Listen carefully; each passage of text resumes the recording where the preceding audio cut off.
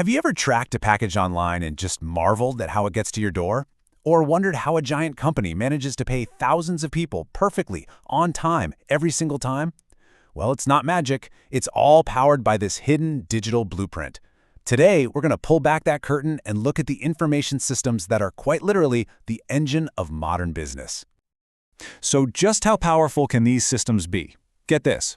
A while back, India's Tata Motors set this crazy goal: build a car for only $2,500. I mean, that sounds impossible, right? But the secret wasn't just finding cheaper parts, it was about creating smarter processes.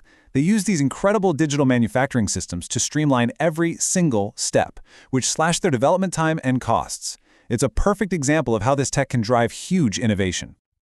All right, so here's our game plan. We're basically going to build a company's digital nervous system from the ground up. We'll start with the raw data, move all the way up to the big strategic decisions, and then see how it all connects together. Let's do it. Okay, so before we can build anything, we need to understand what we're building with. And at the heart of any company, are its core processes.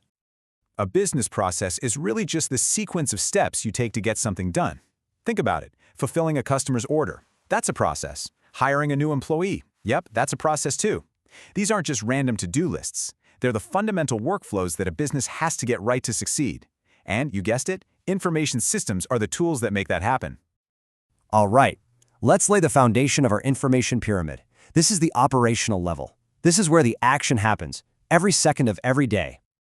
A transaction processing system, or TPS for short, is basically the digital cash register and the time clock of a company, all rolled into one. It is an absolute workhorse. It captures every single routine transaction, every sale made, every hour an employee works. It might not sound glamorous, but this system provides the raw, unfiltered data that is the lifeblood for the entire organization. So let's make this super simple. Think about a payroll system. An employee clocks in and out, right? That's step one. The system is capturing data. Then, it crunches the numbers based on their pay rate and hours. And finally, boom, the output, a paycheck for the employee and a nice little report for their manager. It's simple, it's repetitive, but it's absolutely critical. Now we're moving up to the middle floors of our pyramid. This is where we stop just collecting data and we start turning that raw stuff into useful information for managers who need to make some actual decisions. So a management information system, or MIS, takes all that raw data from the TPS and cooks it into something useful. It creates reports, like a weekly summary that shows sales figures for each product. This isn't about some deep, soul-searching analysis. It's about giving managers a quick, clear snapshot of what's happening right now so they can keep the ship sailing straight. But what about the weirder questions, the ones that don't come up every day? That's where a decision support system, a DSS, steps in. A DSS is all about helping managers answer what-if questions. Like, what would happen to our production schedule if sales suddenly doubled next month? These systems are really cool because they often mix our internal data with external stuff, like market trends, to model what could happen. This chart breaks it down perfectly. See, an MIS looks backward. It reports on what already happened. But a DSS, it looks forward. It helps you model what could happen. One is about control, the other is all about possibility. So MIS tells you what's up, and DSS helps you figure out what to do next. And this brings us to a really fundamental idea. In this classic pyramid structure, information flows upwards. All those little details from the ground floor get summarized and refined as they climb higher, giving each level of management exactly the view they need and nothing they don't. Let's follow the data for a second. So a TPS at the store checkout zaps thousands of individual sales. Then an MIS bundles that all up into a tidy weekly sales report for the regional manager.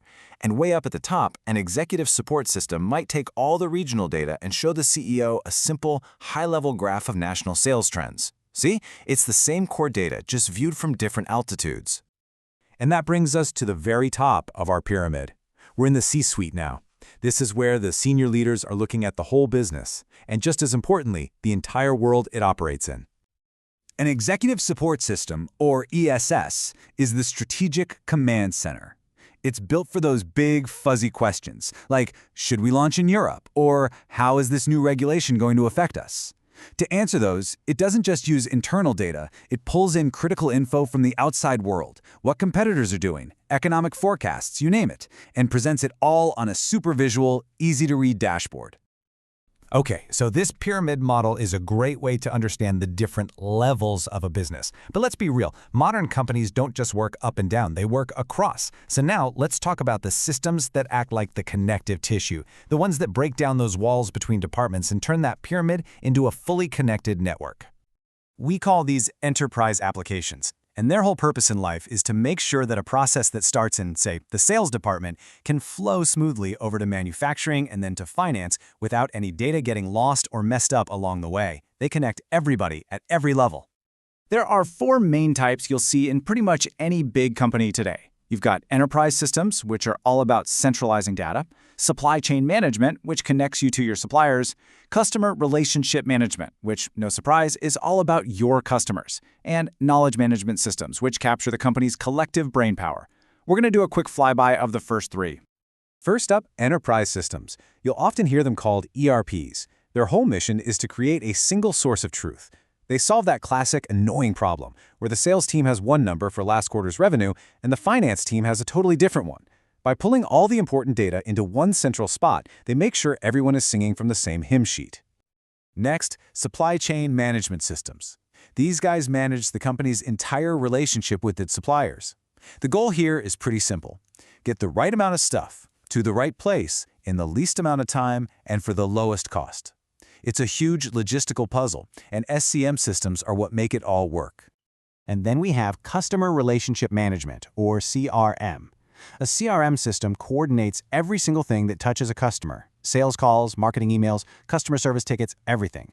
By putting all that customer info in one place, it helps the company boost revenue, make customers happier, and hopefully keep them coming back for more. So there we have it. We've built our pyramid from the ground floor all the way to the executive suite, and then we've added the enterprise applications that wire it all together. Let's take a step back and look at this whole digital blueprint.